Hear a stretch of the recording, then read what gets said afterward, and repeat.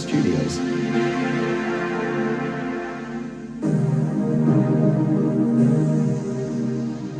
The cinematic duo.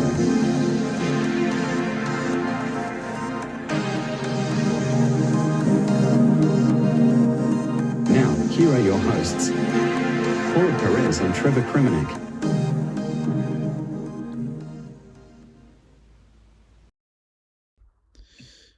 All right. So, Chuck E. Chesse Experiences and Opinions. Well, thanks to FNAF. Well, we wouldn't have FNAF if it wasn't for Chuck E. Cheese, so we should be thankful. I actually don't know where this rumor came from that people actually got murdered at a Chuck E. Cheese. I thought it was just conspiracy, in my opinion, for the game, but... Oh, well, that's one thing, because I've heard stories about, like, what's happened at a Chuck E. Cheese, and it's like, ugh. Like, there was a lot of stories coming out that there was pedophiles in the suits, and they were luring kids. But then there was one story that I heard, and it sucked, because the channel that I listened to, actually, well, fuck it, I'll just say it. Have you heard of Mr. Nightmare? Oh my god, I have. He did a video where it was like top scary Chuck E. Cheese horror stories, and one of them just sucked. Because I when I listen to like horror stories, I don't really get scared a whole lot, even if they say they're true. But every once in a while, there's one in there where I'm like, oh my god, like I have the shivers and goosebumps after that. You know what? I agree. There are just some that just kind of sound stupid, or they're just not scary. They're kind of just, how do I put it? They're kind of just predictable, in my opinion. Mm-hmm. I mean, how are you going to hire someone to wear this Chuck E. Cheese suit around kids and not expect them to be a hidden pedophile? Just because they're not registered doesn't mean they're not a pedophile. Yeah. But yeah, this one story was it was a Chuck E. Cheese worker who had to close up for the night, and he was cleaning everything up, he was getting everything situated, when one of the games just turned on. And wow. Yeah, it was actually that it's that jumping game where it's like the light goes around and you have to jump over the light. Yes, the jump rope one. Mm-hmm. Yeah. Yeah, it was that one. It was that one. And it's so he goes over to it and he turns it off. And he's like, I have no idea how that thing turned on. To then he goes back to just working, and bear in mind that he's there by himself. Mm-hmm. So it's already like I gotta get the hell out of here. But all of a sudden he hears the Chucky animatronic on stage just start laughing. And out the door the minute that thing started laughing. Well, yeah, it was just like all of a sudden, like everything was okay, and then you heard him laugh. And thanks to Mr. Nightmare, he puts sound effects in his videos. So he actually put in Chucky's laugh. It made it kind of all distorted. So, and call me crazy, but usually when I take a nap, I like to listen to horror stories just so they're in the background. No, I'm the same way. Obviously, it's not horror stories, but I love listening to murder stories in the background. And I always end up falling to sleep to them.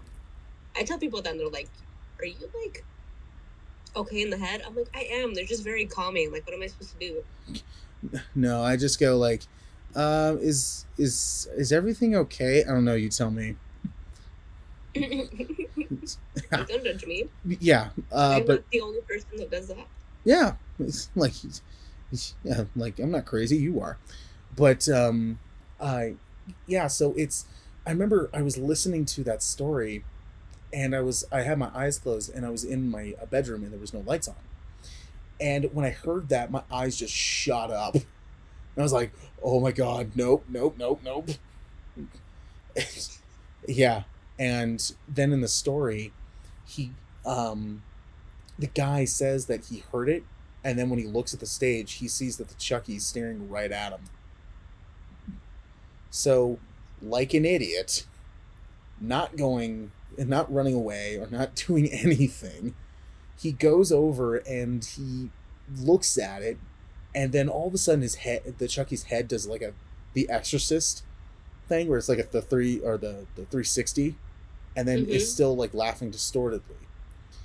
And so then he goes and unplugs it, and then that shuts everything down.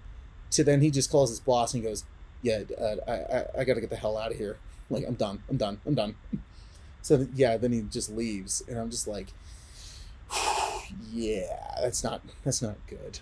And then the story came out that a lot of restaurants are using floppy disks to control the animatronics.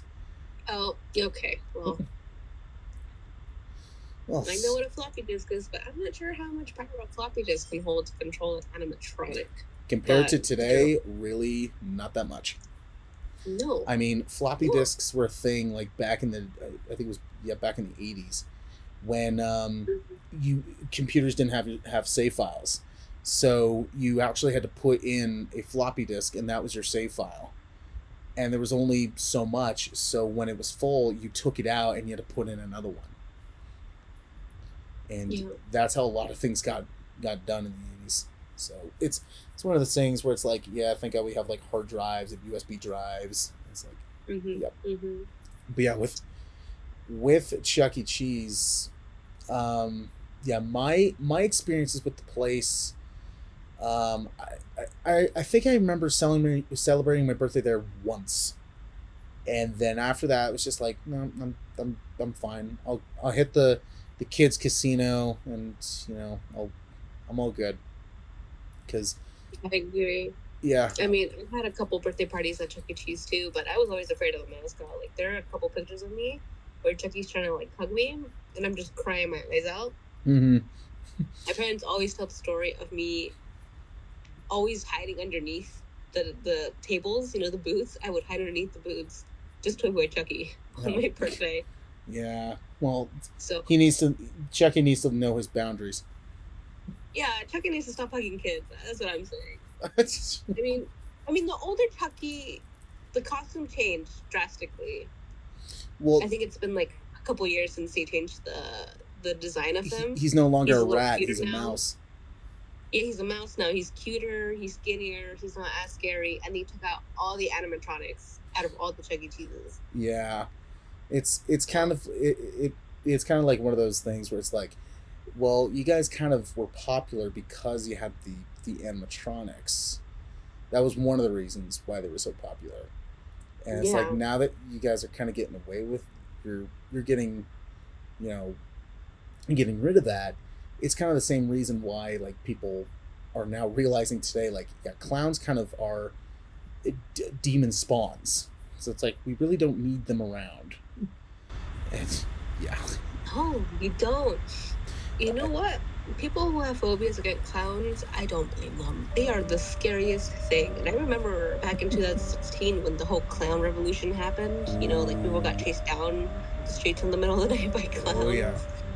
And then, like, all of a sudden there's, like, organizations of clowns and, like, gangs and stuff. And I'm just like, what the fuck is going on? You heard that story where it was, I think the first It movie came out, and that a whole bunch of, like, a clown community actually banded together and was trying to say that clowns aren't scary or killers or anything like that. And it's just like, really? Let's not... I mean, I get the whole let's not make all clowns scary. That makes sense. But you don't do it by making a whole gang up of clowns and trying to prove your point. That just does not prove your point. Yeah, no, it does not. So, yeah, it was like... okay, I know you guys are trying to, like, spread the word, but this is a word that just, I don't need to hear. And can you guys try to find something else to do with your lives? Like, is it too late? And And yeah, I still remember going to see the first It movie in theaters with my mother. Oh, well, yeah, it's a PG-13 movie, no? Nope. Oh, it's not? Is it an No. R movie? Yeah, it's rated. Oh yeah, it's pretty rated R. Oh my god. Oh I yeah. mean, I never really knew because they would keep the book, because Stephen King has the book, in all the school libraries. So Mhm. I would just read the book. So I never really understood how horrific the movie would be because the book isn't that scary for a child.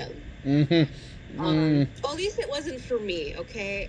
Well, I have a very vivid imagination, but when I imagined everything, it wasn't R-rated in my head, if that makes sense. So it is yeah. quite shocking to hear that the It movie is an R-rated movie. Yeah, well, if you really look at the book again, like some of the things that happen, it's just like, yeah, one, if they somehow did this, yeah, this would be pretty rated R.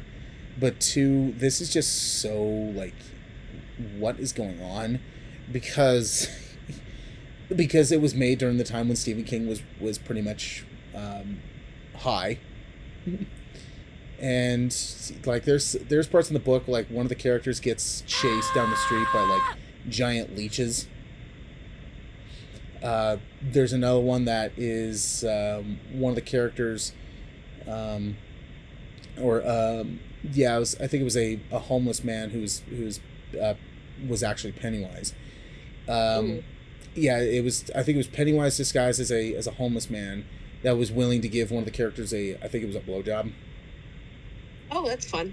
Yeah, and I'm thinking to myself, like, wait, hold on. They have this book in a school library.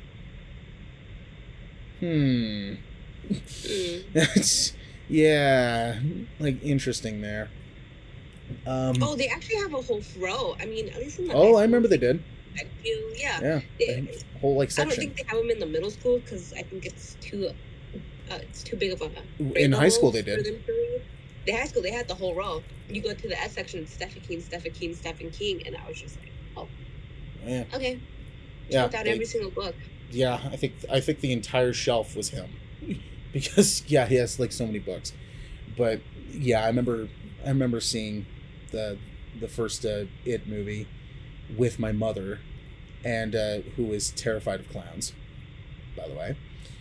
And I remember us driving to the theater, and she was actually shaking. Like I felt the car kind of jolting a little bit, like not really jolting, but more like shaking a little bit. So I'm thinking like, well, what's wrong with the car? And then I look at my mom's hands on the steering wheel, and she was actually shaking. And I was going like, we don't have to do it. You could just drop me off because I wanted to see it. Right. And then she's like, no, we're good. We're okay. So then the entire time that we were in the theater, she was actually holding my hand the entire time. And you're such a butt cheek. Butt cheek. Just okay, well. Just say ass crack. You're an ass for this. I feel so bad for your mom. Yeah, so then yeah, it was, yeah, and then every once in a while when Pennywise showed up, she was just like, get the fuck off the screen. Yeah, and then at the end of it, I just like was like, so what'd you think of it? She's like, I liked everything but the clown. I'm like, so you liked like, let's see, every single scene that Pennywise was in. So you liked about, I don't know, like 20% of the film?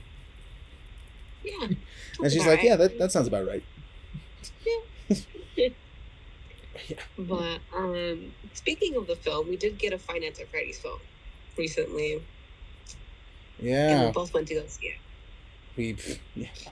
Yeah, the Five Nights at Freddy's movie that they were trying to do back, I think, in 2017, and it was just in production hell. I mean, yeah, this thing.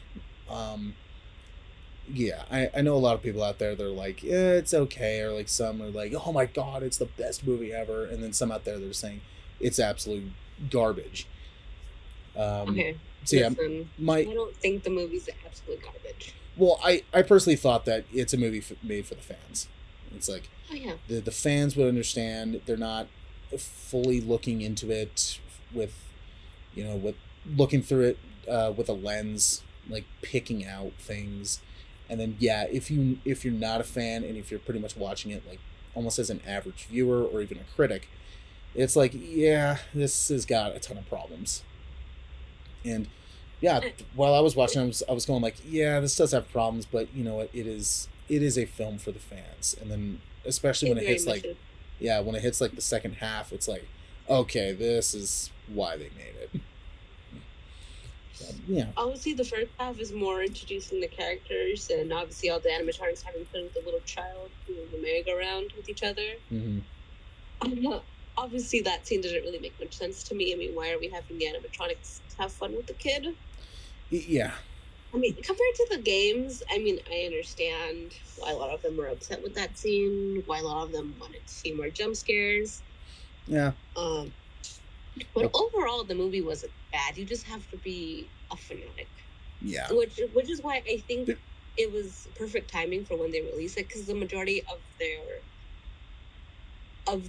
audience that grew up with it have adult money now, so they're obviously going to spend more money on this. Well, yeah.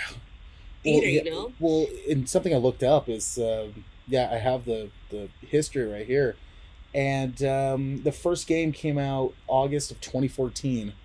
So next August, the franchise will turn a decade old. That's crazy. And it's like, oh my god, I was in middle. No, wait. Yeah, middle school. Yeah, middle school. Or, like 6th grade or something. Yeah, yeah. I was like, oh my god. Personally, I didn't care for the first half. My biggest complaint was I still cannot believe that Markiplier could not take one day off from his movie to go shoot his scenes, because they said what it was. It was that security guard that was going to die in the beginning of the movie is what they said. Yep. The very first one. Yep. So it was. But, well, I would have been like, okay, that would have been cool, but to see Mark die, I don't know if I can handle that. But it was pretty funny to see. It was Matt Pat and Corey Kenshi. Like that was awesome. Yeah. I did enjoy Matt Pat's. We had to watch the movie on Peacock because they released at the same time. Same. I had to rewind on Peacock to make sure that I wasn't dreaming. Oh, I heard his voice. Yeah, I heard his voice, and then especially when he said it was just a theory, I was just like, oh, yep, I know who that is. Yeah. I heard it in his voice, and then I saw his face, and I was just like, hey! So, and then, with Corey, I saw him in the trailer, but he was, like, super brief. Yeah. I'm not a big watcher of Corey, so I was confused. He's pretty funny. Like, he's pretty funny. Oh. Like, one of my favorite things that he does is that he doesn't really do this anymore, but he had this series called Spooky Scary Sunday, and every Sunday he would tweet out and saying like, okay, send me some scary videos to react to. And the first couple of them, it was a lot of the like horror animations that were taken from like real life horror stories that were told. And he would react to them, but at the same time, he would roast them. He would just be so funny. Like, one of the things he would do was when something bad was about to happen, like if a character was in like a house all by themselves and they started hearing stuff outside, he would then pause the video and kind of just like look at the camera like all dumbfounded, walk away, come back with a toy shotgun. And I just remember one line from him that was I think it was, "We're about to get this buckshot, baby boy." Yeah, he's pretty funny. Okay. So yeah, when I saw him in the trailer, I was like, oh, okay, that's kind of cool. Yeah, it's I think overall the film was was like, okay, like, yeah, this is for fans. but I Yeah. still really liked that they they put the Living Tombstones song into it. Yes, I heard, I was like, oh man, I know this song. I think the entire theater was just singing. Oh no, I've heard like people take like audio clips from the theater, and yeah, when it gets to that part, it doesn't even kick into the song yet. They just hear like one like little beat, and then Freddy's laugh during the credits, and then the fans just went nuts. Well, yeah, I mean, all of us who grew up with it were just like, the Living Tombstone was the very first person to pull out Oh yeah, a parody song. I guess it's not parody in a it's way, now but it is canon. parody. People have said, like, yeah, it's Yeah, canon well, now. well, it's canon. I mean, but they came out with the best songs almost every game up until the newer ones. I think they stopped, or they just ran out of No, popularity after that. no. I looked it up. Yeah, they did. I remember listening to the first one. They did one for 2, which I thought was pretty good. The one for 3, while I think is it, and actually no, is good. The fourth one is okay. Um, the one for Sister Location was supposed to be the last one, and the one for Sister Location is actually pretty good. Oh, okay. Yeah, and then they stopped. But apparently a year ago, they released one for Security Breach, and I, ever since I watched the film, I've been listening to those songs more often now, because I'm like, I kind of forgot how good these were. They were so good. The Living Tombstone is amazing, and then we have. There's a couple other ones that I don't quite remember their names for, but I know there was another one that was Just a Pony, or Just a Phony, or something like that, and he did some really good ones. He did the famous one called Just Gold. Yeah. He did that one, and then I think there's another one that did the Sunday song. I'm not too sure what his name is, though. He's a very popular singer too that did some pretty hit FNAF songs as well. But honestly, they're still on my list. They're still on my playlist. I still listen to them once in a while. I mean, yeah, they're not bad songs. The new one for Security Breach from the Living Tombstone is actually pretty good. Yeah, I was just like, oh wow, this is actually really good. Yeah, so it's ever since watching the movie, it kind of sparked me to go back and listen to Living Tombstone again. It was just like reliving childhood memories of like listening to those at school, at home, or like right after I was like watching people play the FNAF games. So yeah, those were good times. I agree. Those are very good times. I didn't get to play many of the games. I did get to play the first and the second one during middle school, so that's when they first peaked. And the school iPads, you were allowed to get the games for free at the time. Yeah, I was the same way for middle school. We were all given iPads, and it was like one tech guy that like kind of had to make sure that you weren't like abusing the power or anything like that, and of course everybody was. Like, yeah, we used those iPads less for school and more to like do multiplayer on certain games. But yeah, I remember I downloaded I think 1 through 3 at the time, and I rarely played them, and I think I got to, I think it was night 3 or even 4, because at that time in my life, you know, I was not particularly great with video games. I'm sure I could go back and beat them now, but I just haven't done that. So yeah, it just got to the point where it's just like, you know what, this is much better to just watch them. And then it also kind of sucked to play them in school, because you had to listen to like certain things, and there's a whole bunch of kids running around, and they're just talking, just endless babble. So it was kind of hard to concentrate. So every once in a while, like one of the animatronics just pop in, and I was like, "What? Like, what happened?"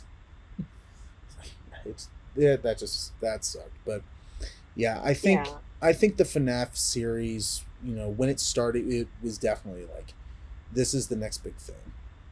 Oh yeah, And and it did now, become the next big thing. oh yeah, and a decade later, we now have like 60 games, 120 books. It's now a film, Yes. and now it's crazy. And now they're I think it was Cawthon said that there are plans to do a sequel to the film. Yes, and it very much is confirmed that they're going to try to get Markiplier to get into this film too. So hopefully, if they do make a sequel, and if it is in production, as they say it is, that Markiplier gets a little peekaboo moment in the movie. Yeah. I mean, honestly, what I would like to see is I remember back when there was the fan casting for the film on who they wanted to play certain characters, and it was like, okay, like some I'm like, yeah, they won't do it, and some I'm like, oh, okay, that's an interesting choice. I mean, they said in the fan casting it was I think they said it was a Christian Bale as the night guard. Okay. It was I think Mark, I think, was supposed to be Bonnie. Jacksepticeye was supposed to be Foxy. I don't remember who was supposed to be Freddy. Oh no, I'm sorry. No, Christian Bale was supposed to be Afton. Matt Pat was supposed to be the security guard. You know what? That would have been fun to see. But for Chica, they wanted Tara Strong, who I honestly, you can throw out like Fairly Odd Parents. Used to watch that show. I never watched it, but I would always catch glimpses of it every now and then because I was at a daycare for a while, and they would pop this on, and I would hear her voice, and that was My Little Pony. But personally, the show that I grew up on that she was in was Teen Titans. Was she? She was Raven. Mm-hmm. She's Raven. She is Raven. Yeah, that show I grew up on. And then for Golden Freddy, they wanted Seth MacFarlane. And I was like, okay. With that list, it's like, okay, I can see some people doing it. I mean, and some would be kind of cool, but same time, it's just like, yeah, I don't think that's going to happen. I doubt it, to be honest, but, whatever they decide to go into the direction, I'm really glad that they're starting to listen to their fans, because a lot of them asked for more jump scares and a little bit more screen time with the whole cast, because even though it was the Five Nights at Freddy's movie, we hardly ever got to see the animatronics, because the majority of it was just plot.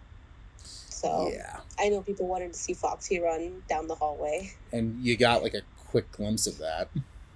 Yeah, which wasn't fun. But I mean, honestly, I don't hate the movie. If I had to give it a rating, it'd be a good. Because I understood the movie. I understand people don't, but you'd have to be a really long time fan to understand half of that movie, in my opinion. Yeah. The FNAF series, I think, is definitely, when it comes to lore, they're really jumbled and at times a little bigger than I think they should have. But it kind of reminds me of like the Saw series, where a lot of people are just like, there's, the story is just, there's nothing there. And it's like, well, actually, if you look at it through lenses, there actually is. I mean, for Saw, the story is like solving a jigsaw puzzle, literally.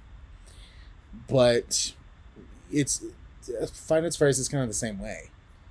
Yeah. And it is kind of interesting. And then every one thing during the movie that I was thinking about the whole time, and I had in my mind, was just Markiplier's voice over my head, just screaming, "Was that the bite of '87?" Was that the bite of '87? Yes, absolutely. Honestly, if they do bring Markiplier into the movie, I actually do want them to have him say that somehow in some way, you know? Mm-hmm. Even Well, if it's not so enthusiastically loud like that, you know? yeah. Well, I still love how, I mean, like, I think it was this year or last year he played like a FNAF like spin-off or like fan game or something like that.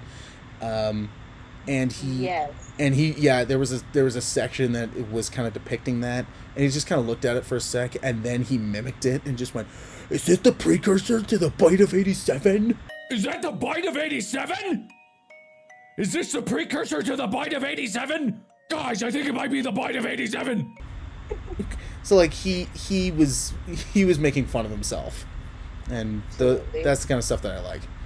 Um, but yeah, the FNAF lore. Well, I know pretty much about the games. It's the books. I tried to read. What's the first one? Was it like the Twisted ones or like Uh, something like that? yes, I believe it is the Twisted Ones, because they're on the Pixaplex, right? I think they're on a whole nother game right now, but Oh, the the Silver first book was Eyes. Fazbear Frights. So the first book was Fazbear Fright. No, the first book was Oh, the Silver Eyes. novels.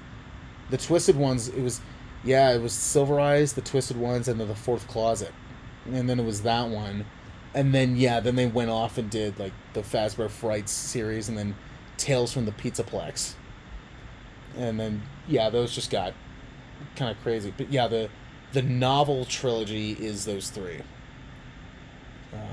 But I still remember when it comes to FNAF spin-offs, I still remember FNAF World. And then people were just like, "This is the end of the series." Like, It was indeed not the end of the series. It well, was just beginning. So yeah, yeah. And it was just like, wow, what happened? What's going on here? Yeah, yeah. I'm looking at it. Yeah, the FNAF World spinoff. Coffin announced a spinoff from his series FNAF World on September 2015. Unlike the main series, the game is a role playing video game using the first four games' animatronic characters. Players and critics criticized the game for missing key features and being unstable and unfinished, for which Cawthon apologized, quote, "I got too eager to show the things that we finished that I neglected to pay attention to the things that weren't." oh well, Yeah. So, you know what? yeah, The game was that bad. I think they just it wasn't even a FNAF game at that rate. I don't know what they were oh, yeah, expecting but with FNAF World. listen to this. He decided to remove it from Steam, saying that the game would be improved and later re-released free of charge. Cawthon announced that he asked Valve, who owns Steam, to refund all purchasers the price of the game. He released a free version of the game featuring a 3D overworld and an updated character selection screen in February the next year, 2016. Yeah, which then, yeah, Coffin posted a new teaser the following month with characters such as the main series Purple Guy and most of the characters from the Halloween update of FNAF 4, and then created mini games surrounding that. I only saw like one playthrough of FNAF World, and it was like this 8-bit game, and then when you were fighting, it was all like 3D, and I was like, whoa, this is just kind of off. Yeah, no matter how many times you try to edit FNAF World, it's still just FNAF World. I mean, regardless of what was unfinished, it was still, an 8-bit game, no matter how you look at it. Yeah. So, yeah. Yeah, it's spin-offs. We had FNAF World, Special Delivery, Security Breach Fury's Rage. I have no idea what that is. Fury's Rage is a side-scrolling beat-em-up game featuring the main cast of Security Breach. Okay. I never heard about that. Me neither. Okay, interesting. Yeah. So like, yeah, yeah, critical. since the release of the game, the games have become a popular topic of discussion by fans on social media platforms such as Reddit, and are regularly featured on Let's Play videos. Popular video creators such as PewDiePie, Markiplier, and Jacksepticeye help the games receive additional attention and their playthroughs. Like, I like going back and thinking about going back and rewatching Markiplier's first video for FNAF for when he's playing the first game. He's actually playing the demo. Oh, really? Yeah, the game wasn't officially released yet. Yeah. Know that part. Wow. Mm-hmm. Yeah. Shoot. Okay. Yeah. But I mean, overall, the gameplay was pretty good. Regardless of what anybody says, it's a top tier game in my opinion. Well, yeah. Yeah, gameplay, common elements, security cameras, lights, doors and vents, jump scares, minigames. Yeah, jump scares. Every game in the main series contains jump scares, which end a game in defeat as the animatronics are impaled to attack the player off screen. In most jump scares, an animatronic character suddenly appears in the player's view, followed by a loud screaming or roaring noise. Yep. Yeah. Oh, they also say the some jump scares, including those by Golden Freddy, Nightmare, and Marionette. Never heard of that one. Consist, no, really? Yeah, no. It consist of a single screen with shrill, distorted audio. These jump scares usually crash or restart the game. Yeah, I know the Golden Freddy one. I've seen that. I've seen the Nightmare one, and it's just like all you see is just darkness, and then just nice like pearly white teeth, and just red glowing eyes. It just makes me want to go like, yeah, who's your dentist, dude? Like, those are some nice teeth, man. Well, he's called Nightmare for a reason. Yeah, seriously. Yeah, the doors and vents, the lights, security cameras. Well, I saw this video where they talked about the audio usage in the FNAF games, and it was actually quite interesting because, yeah, you have the visuals, but it's all about hearing.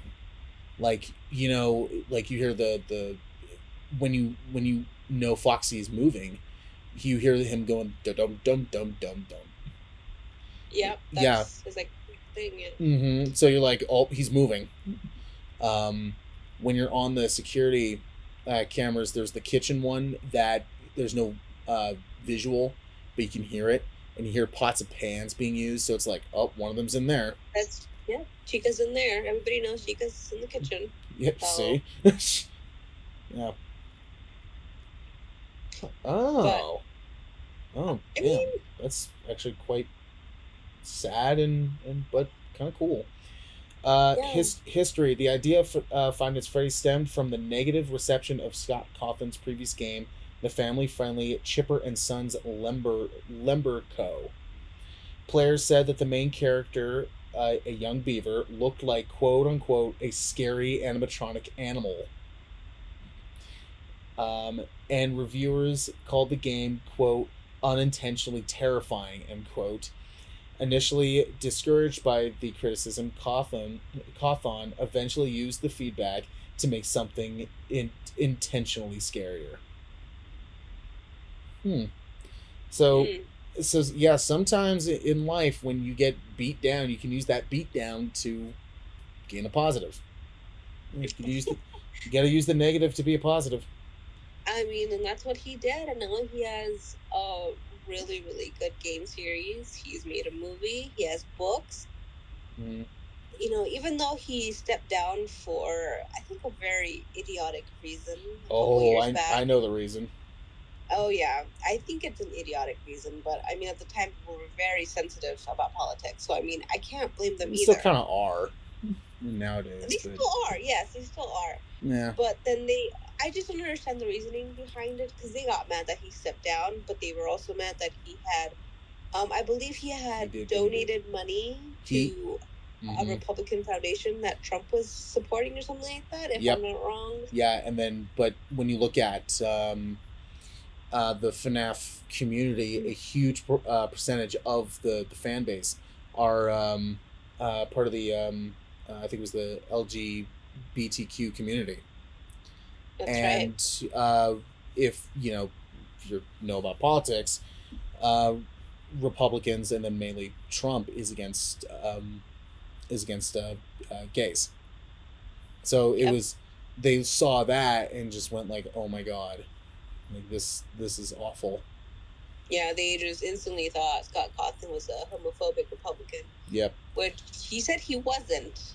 And I would like to believe him, but we also don't know Yeah. deep down inside if he was just trying to cover his ass or not. It's just a conspiracy at this rate, but I mean, he couldn't do much about it afterwards, and he had to step down. Yeah, and that stuff happens, but he still has a very successful series under his belt, and now that it's almost a decade old, I don't see the series slowing down anytime soon. I don't either. I know he's supposedly not involved in future game direction. But I mean, if he put it into the hands he knows someone can do just as good as he did, I'm sure it will be fine with whatever games release in the future. Yeah. I know a lot of people had trouble with the Pixelplex game when it first came out because of the bugs. Oh yeah, it was completely broken. I thought it was funny because Monty was the most glitched out animatronic in that game, and when Markiplier was playing it when he did his 6-part series, it was the funniest thing in the world. To me, it was funny because he was being chased, and then all of a sudden he asks Freddy, like, come on, like, come here, and then Freddy just goes right past him. It was just like, oh my god, this game is really buggy. Oh yeah, the worst part was that some people had issues saving their game data, so a lot of them had to go back and redo it over and over again. I'm not sure which YouTuber had that same problem. I think Mark had that problem as well. I believe so. I think it was Markiplier that it wasn't saving data, or it wasn't recognizing things that he was doing in game, so it wouldn't come the final ending, like the true ending, or like I think there was like 3 endings if I'm not wrong. Yeah. To the Pixelplex, but he would have to find all the little I think it's like the little robots. I forgot what they're called. They have like the little like warning signs on them, and the game wouldn't pick up him finding them, so it wouldn't give him the ending that he wanted. So he had to keep going over and over again until it finally gave it to him, which sucked because that was a lot of hours of playing the game over and over again. Yeah, I don't think I would do that. I would just go like, I don't care. I just gotta look this. I gotta look it up. Like, whoops. Yeah, I gotta look this up. Well, he did give up. He ended up using someone else's video clip. Yeah, he did. Video. Which is funny. When that became a whole meme with itself, since he dragged in Matt Pat with it. So yeah. Oh well. Yeah. Well, now that we're on the topic of video games, have there been some video game adaptations that you have enjoyed?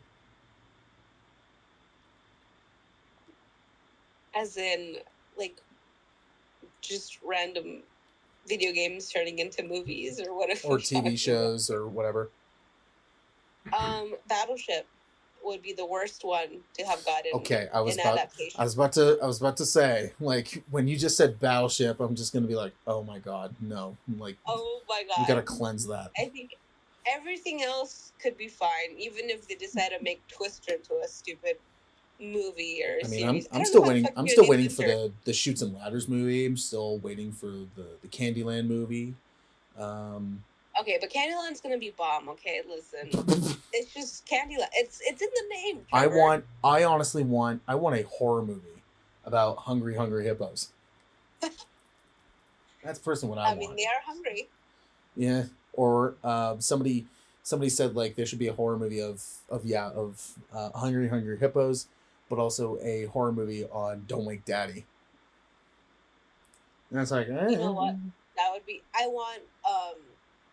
I don't know what this game is, but you know that one crocodile game where you have to like push down the teeth, or else you have to be careful. Which push down. It was like Your I think finger the gets stuck. crocodile chopper, crocodile, Yeah, something yeah. like that.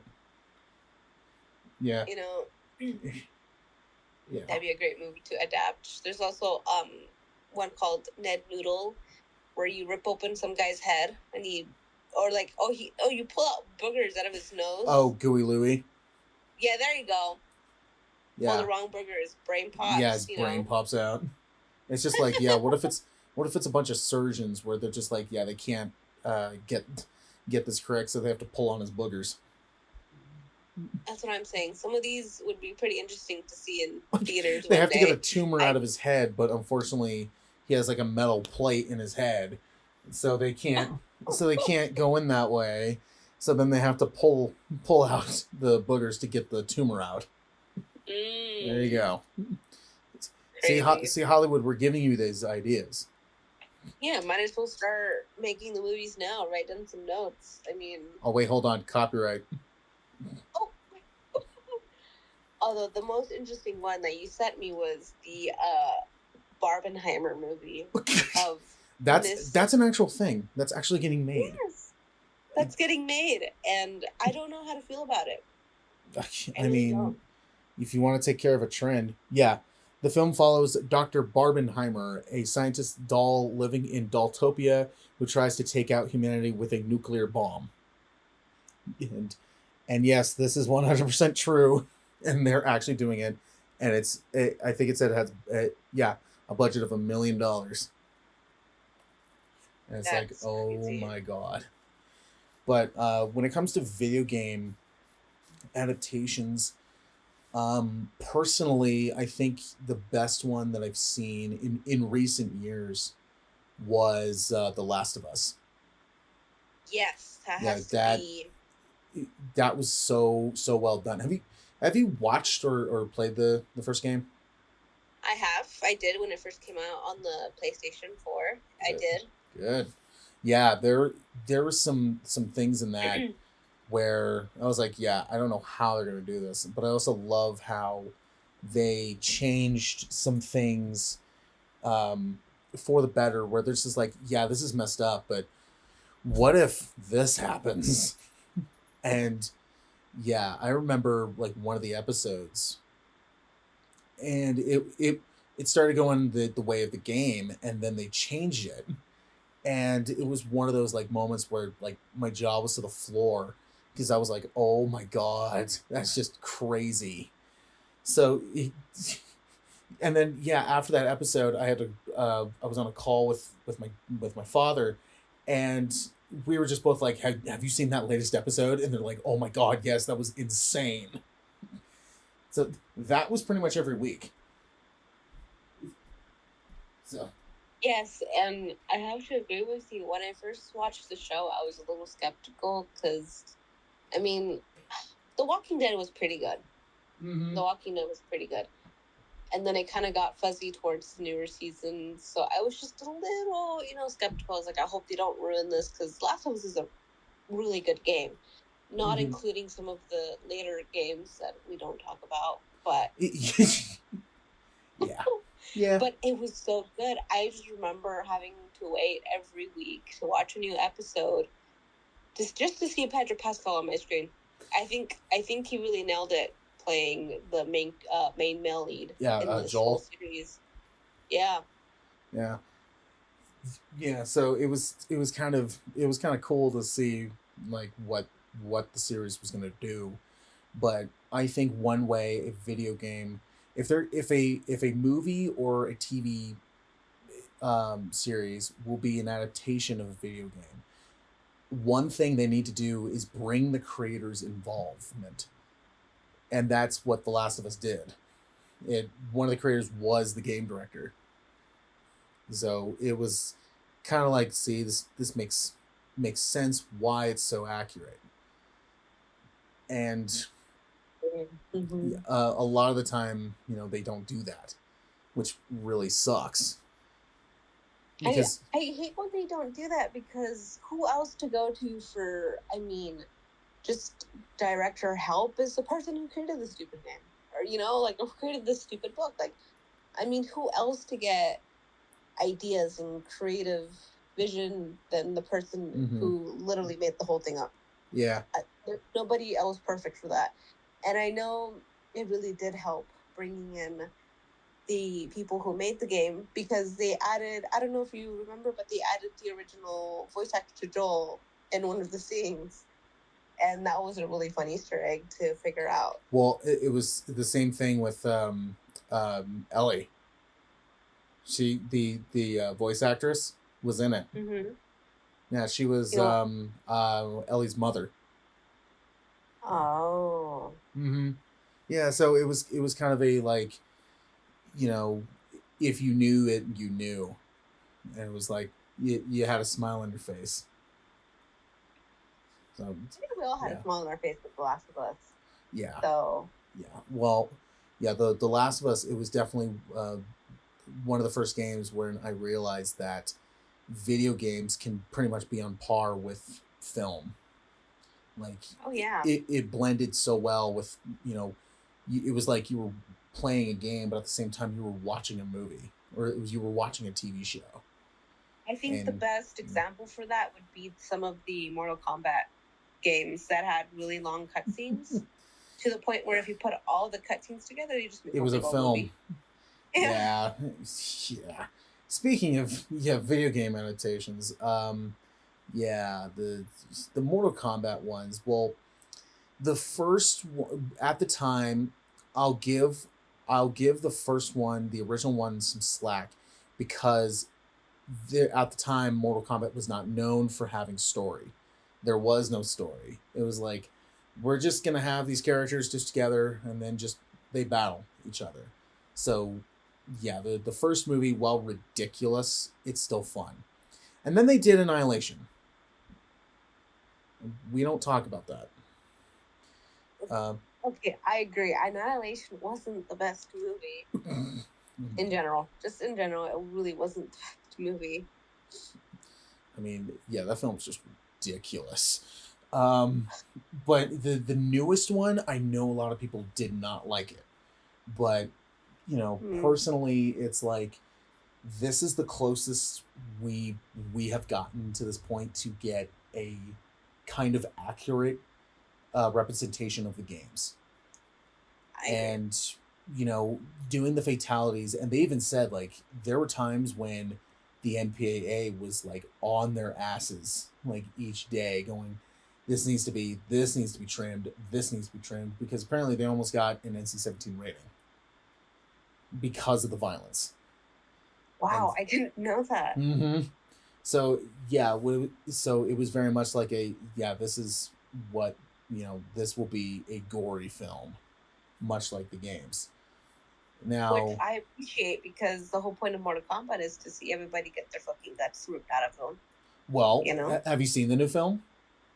I have seen the new film. Yeah, they do. Yeah, it was just like, yep, I'm so glad I didn't eat during this. But I'm a gory girl, I can handle a couple bones being ripped out of your throat. Oh, I love gore as well. People can say that that's something wrong with us, but you know what? I don't care. I don't care Whatever. either. There's like a fine line between gore and whatever the fuck they do in snuff films. Like, there's a very fine line between both of them. Yeah. See, that's why I didn't like Hostel, because it was basically watching a torture film. And I was like, nope, I'll pass on this. But yeah, I mean, go ahead. Oh, I was just gonna say it's just, at some point you have to think about it. It's just like, is it a horror movie or is it a kinky movie? Because some people actually get off on that, like really gory torture films. Yeah. I don't know how, but I don't know how either. It's weird. It's very weird. But I think what would make a great video game adaptation is, one, be respectful to the source material, If you're not gonna, I think the top thing is get the creator involved, and if they're not available, at least be respectful to what you are paying homage to, which is something I think the Resident Evil series has definitely slacked off on, because Fair they're enough. like, we'll use the locations, we'll use the some of the characters, but overall it's its own story and it just kind of sucks. And yeah, well, I think the first movie I think is the most watchable one, because it's just kind of like, all right, it's stupid, it's cheesy, but it's fun. Yeah, Um, I agree. yeah, it's just like whatever. This one, that I, I don't think you said you've seen. It's not a video game per se, but it's a role playing game, and this movie surprised the hell out of me on how good it was. The new Dungeons and Dragons movie. Did you? I have not seen them. You're right. I Oh have my god, not it's seen those so yet. good. Like I went into it going like I don't really know Dungeons and Dragons all that well, but I saw it with my father, and he's a huge fan of that. Like he played it when he was a kid, and so every once in a while during that movie, they would say something or they would bring up like, like a certain location or certain like character or whatever, and my dad would be laughing, and I'm like, what is so funny? Like they just said a character's name. Like what's so funny about that? So then he would tell me. He told me afterwards, after we saw it, he's just like, "Oh no, that was actually something from the game. Like that was something from the universe." So the fact that they brought it in was just so funny and clever. Wow. And I'm like, "Oh, okay." But yeah, did watch that one. That one was so good. Right. I'll have to make sure to watch Dungeons and Dragons because I need to know what all this is about. I don't know anything about the game either. Hmm. So Well, if you visit, guess what we're watching? Dungeons and Dragons. Hmm. Yeah. But yeah, it's just it was so much fun. Like there were so many moments during that where I was just laughing like hysterically.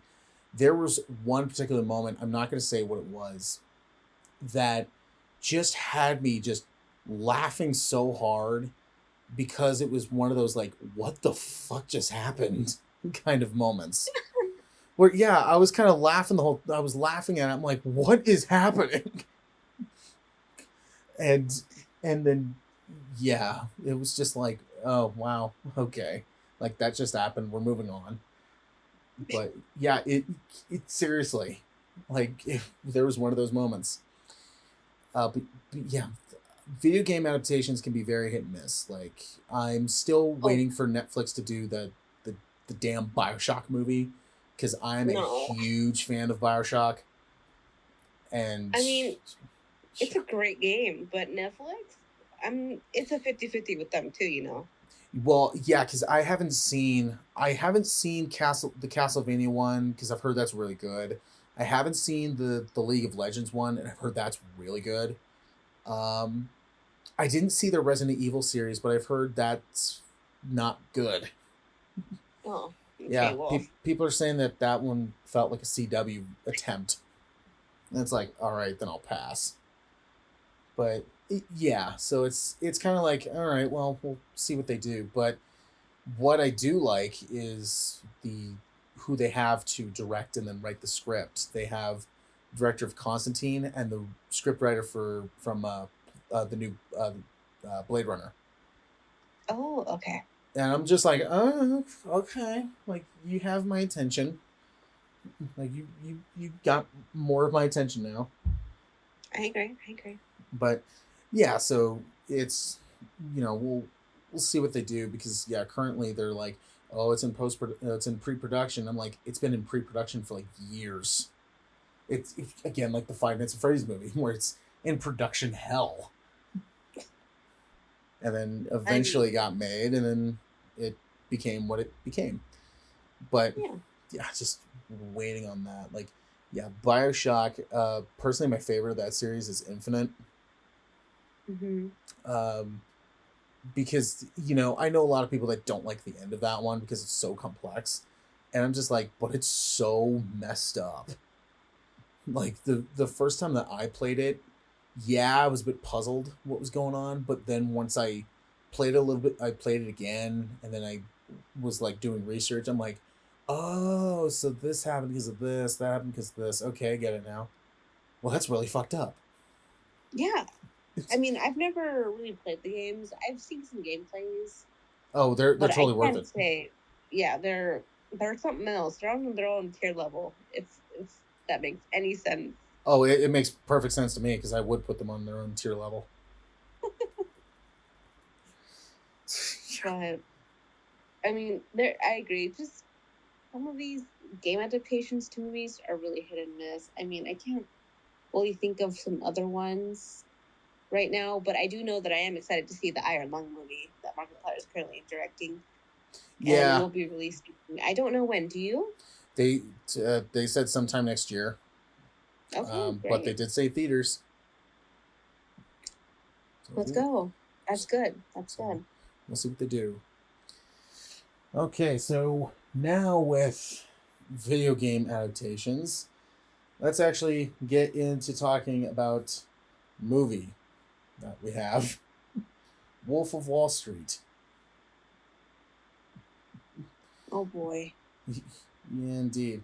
Well, what really is just psychotic about the Wolf of Wall Street to me is that it's a just just absolute batshit insane movie that I'm just like, oh my god, who made this? Who made this? A frat boy?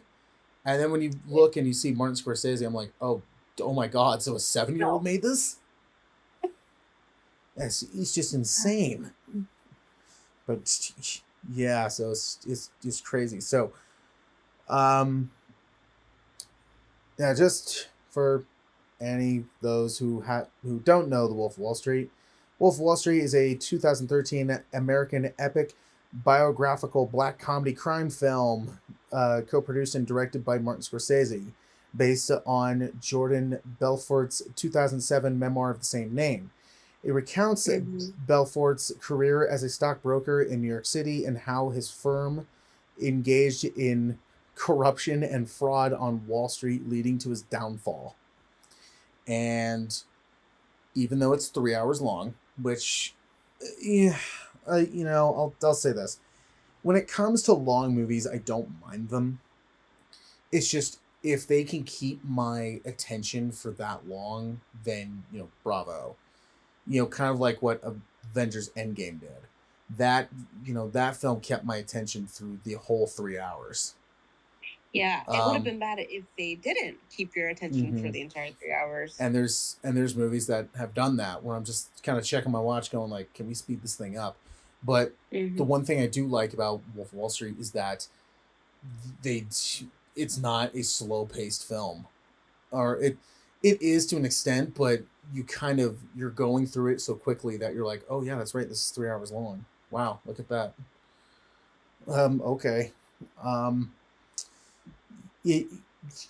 Also, some of the people in this just were crazy. I mean, Leonardo DiCaprio, yeah, he wasn't nominated for an Oscar for this, but he got it for The Revenant a couple years later, and it was kind of like the Academy going, yeah, sorry about that. Here's just your honorary Oscar.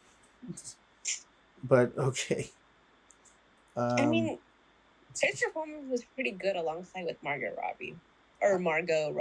Yeah, you got it. Yeah. Yeah. Yeah, it was just nuts. Oh wow, look at this. The film was a major commercial success, grossing $406.9 million worldwide during its theatrical run, becoming Scorsese's highest grossing film to date. The film was controversial for its lack of sympathy for victims, as well as its explicit sexual content, extreme profanity, depiction of hard drug use, and use of animals during production. The film was initially rated NC-17 by the Motion Pictures Association of America, or the MPAA. Just gonna throw that out there. However, it was shortly appealed after Scorsese made slight changes to the film, ensuring the film would get an R rating. The film has a Guinness World Record for the most swearing in a film. I mean, yeah, I think they said that somewhere it was like they use. I think they said they use the F word like 500 times or something like that.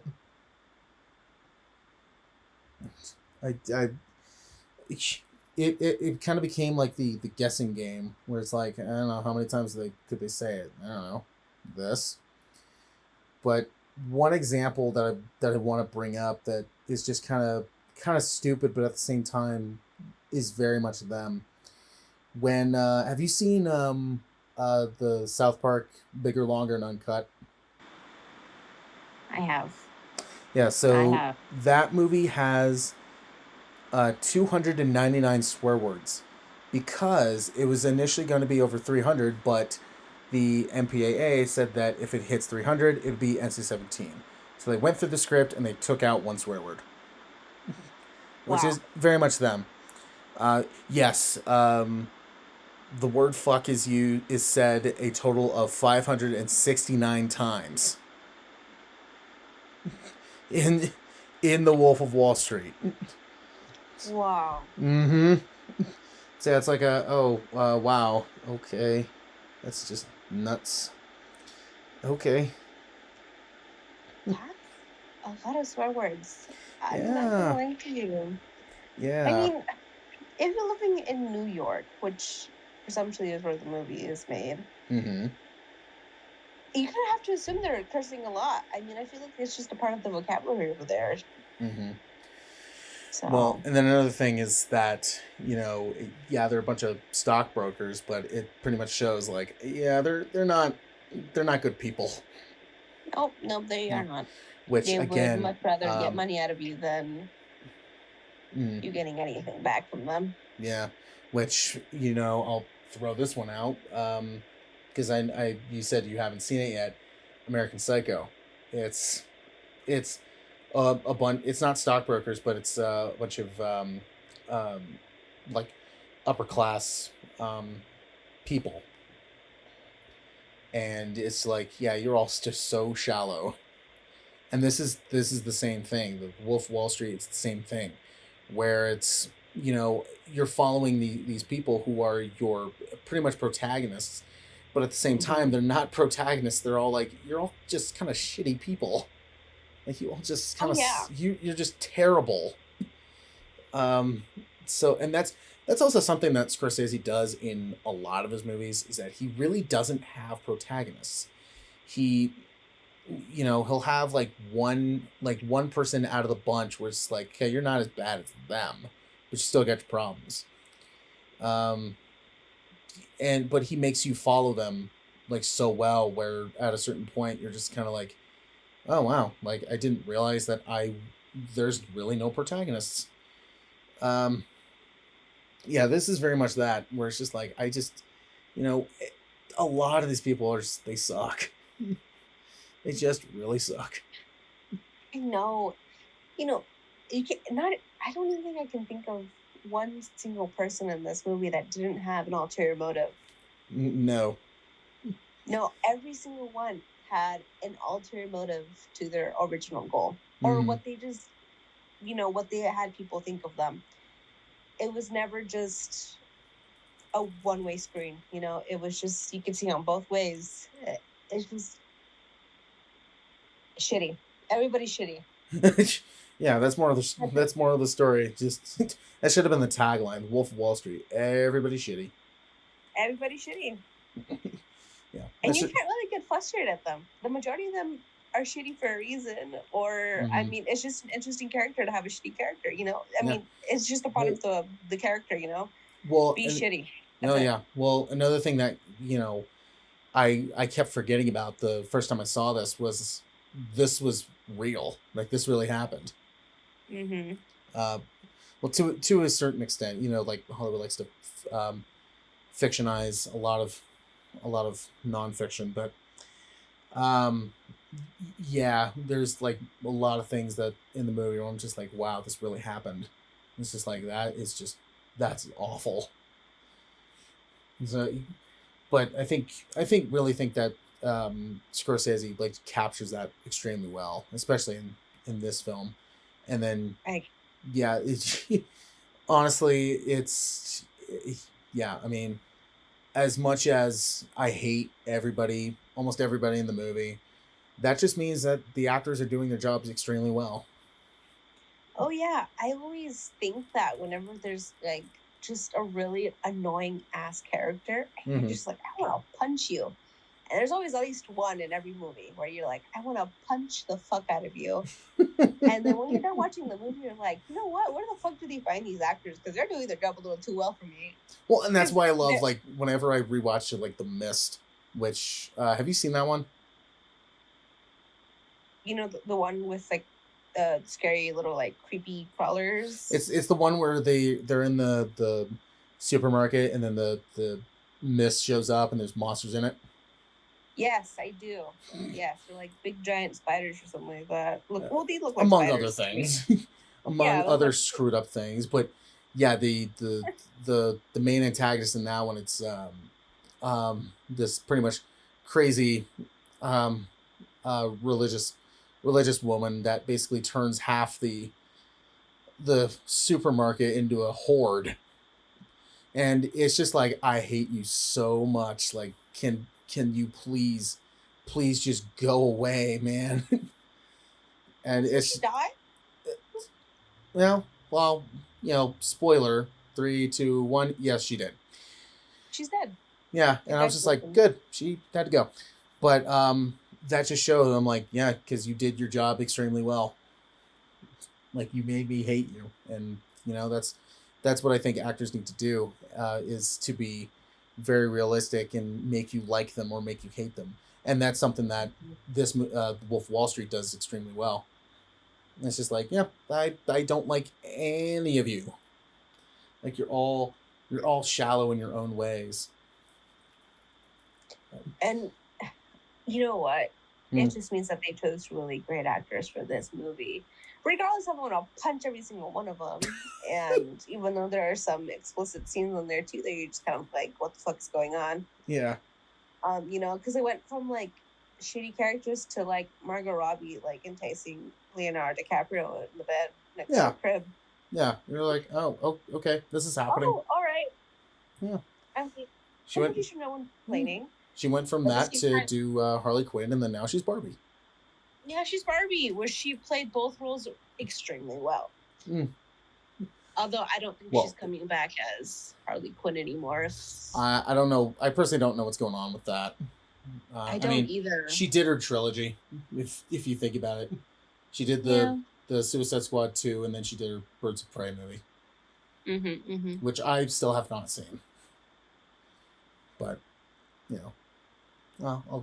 I'll get to that eventually. But yeah, I just, I think the acting is extremely well done. And then also, like, the cinematography. Well, also Scorsese's films look beautiful anyway. And what I think was crazy about Scorsese's career at that time is he just came off from doing a PG movie that was a Hugo.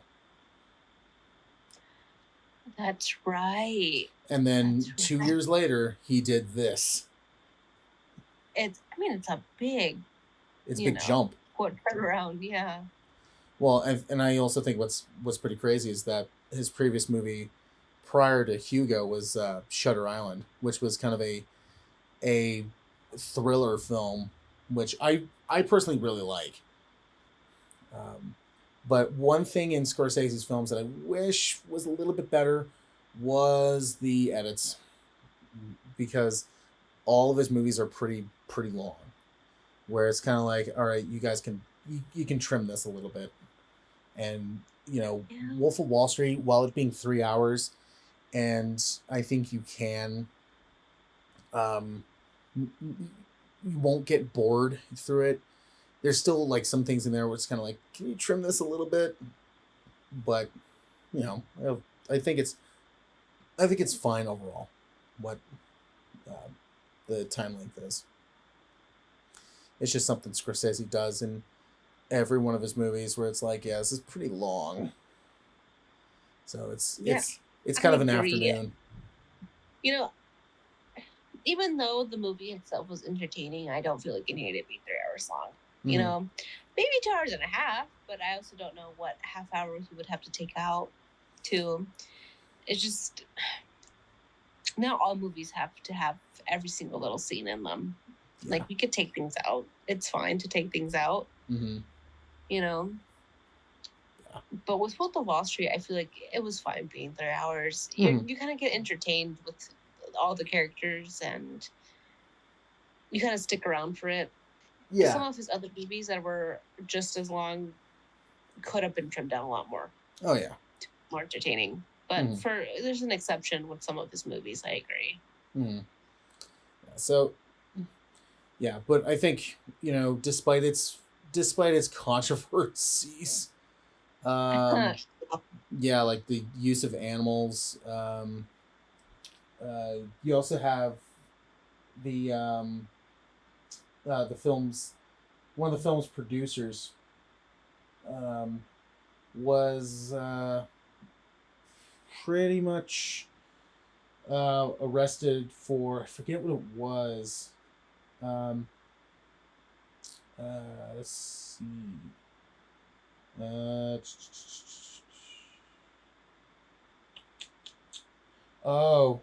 Yeah. Okay. So, one of the film's producers,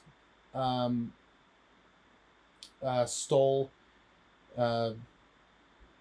Alleged the film was financed by money producer Raza Eza, stole from the Malaysian development Berhad for wealth fraud. Wow. Yeah, his stepson was then the Malaysian Prime Minister. He was arrested in connection with the scandal and pleaded not guilty to money charges in July of 2019. According to court fillings, a company owned by businessman gave the film's producers a $9 million advance. Yeah. That is absolutely crazy. I mean, at this rate, who better to go produce the movie Wolf of Wall Street? I mean, yeah, that's just really crazy when you think about it. Yeah. The use of animal controversy. The Wolf of Wall Street uses animals including a chimpanzee, a lion, a snake, a fish, and dogs. The chimpanzee and the lion were provided by the Big Cat Habitat Wildlife Sanctuary in Florida. The 4-year-old chimpanzee named Chance spent time with DiCaprio and learned to roller skate in 3 weeks. The sanctuary also provided a lion named Handsome. Because the trading company depicted in the film used a lion as its symbol. A producer denied that there were any animals in the office, alleged, although he admitted to eating an employee's goldfish. In December 2013, before the film premiered, the organization Friends of Animals criticized the use of the chimpanzee and organized a boycott of the film. Variety reported, quote, Friends of Animals thinks the chimp suffered irreversible psychological damage after being forced to act, end quote. The Guardian commented on the criticism of Hollywood's use of animals, writing, quote, The Wolf of Wall Street's use of a chimpanzee arrives as Hollywood comes under ever-increasing I can't read. Scrutiny for its employment of animals on screen, end quote. And then, of course, this one doesn't come as a surprise. PETA also launched a campaign to highlight mistreatment of ape, quote-unquote, actors and to petition for DiCaprio to not work with great apes ever again. Guess we won't be seeing DiCaprio in the Dawn of the Apes anytime soon, huh? Nope, we will not. We will not. Well, like I said, despite its controversies, despite them going a bit overboard, on a lot of things. This is definitely a movie that's like, if Scorsese was not attached to it, or they didn't go as hard as they did, this is probably a movie that would have been trimmed heavy, or just never would have got made because of what happened. I mean, if it got this much backlash after the movie, just imagine without Swayze in the mix, it would have gotten flagged down, hated immediately once they found out what they were doing with these poor animals. Oh yeah. You know? It's just, you know, it takes someone to back the movie for it to finally go through, you know? So, I mean, thinking about it, we probably wouldn't have Wolf of Wall Street without Swayze. Yeah. And I still think that the fact that a 70-year-old made this movie, it's still nuts to me. But, you know, despite how overboard and just batshit insane this movie goes, this is still a fun movie that I think, you know, it's definitely not a lot like Scorsese's films to me. They're not ones where I would sit and rewatch multiple times, because they are an afternoon of watching, because they are so long. But also, after you watch them, you just kind of like, some of them you're like, I need a shower after that. So I personally, I wouldn't give this a you are God, but I give this a respect. And yes, said respect. Not respect. Respect. I agree with you on that one. I do give it a respect too. So, yeah, but you know, just moral of the story is, you know, I don't want to be involved with, as much as anybody wants to make just a shit ton of money. I don't think, you know, being a stockbroker who then goes under fire for fraud, I don't think that's a good idea. Nope, and I'd rather not be a stockbroker in the 80s or the 90s. And honestly, I want to be a stockbroker now. Do that. Just in general, don't become a stockbroker. Yeah. You don't need that. You can do fraud anywhere else. Yeah, I mean, So look at cryptocurrency. Look at that. Look what happened with that. Oh. I mean, how many companies have come out with fraud? Yeah. Starting with Logan Paul, over and over again. Over and over and over and over. I've tried his prime drink, by the way.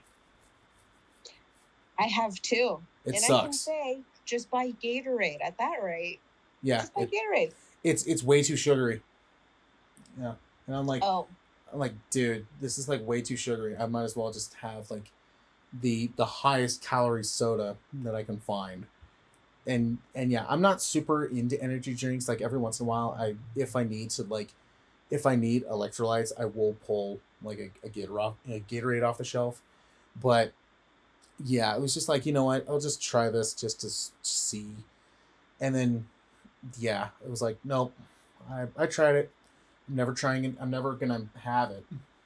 So I'm like, I don't really care. I've tried all the flavors they can possibly pull out, and all of them just don't hit. They don't really hit me that well. No, they don't. Like, no matter what flavor I tried, the fruit punch, that gray one that's called like Moon or something, the blue one, the orange one, none of them taste just as good as a normal Gatorade. Even Powerade is better. Oh yeah, I know. There's the whole like Gatorade versus Powerade kind of thing. It's just like, I don't really care. I'll have either one. It's just whatever one I'm going like, I'll have that, or I'll have that. Or if I'm like dying of thirst, it'll be like, I don't care, just give me one. Honestly. Although nothing would ever make me want to drink Dasani. Yeah. I'll take the Powerade over Dasani any day. Yeah. See, I'm just not into energy drinks or any of that stuff. But yeah, it's like, yeah, for Gatorade or Powerade, it's like if I just need energy, or just need something to just quench thirst because I'm just dying of thirst, then that's what it is. So yeah. Or honestly, it's that or having like a fresh like Pepsi or Coke, like a cold one. Like once that hits your tongue, you're just like, yep, this is life.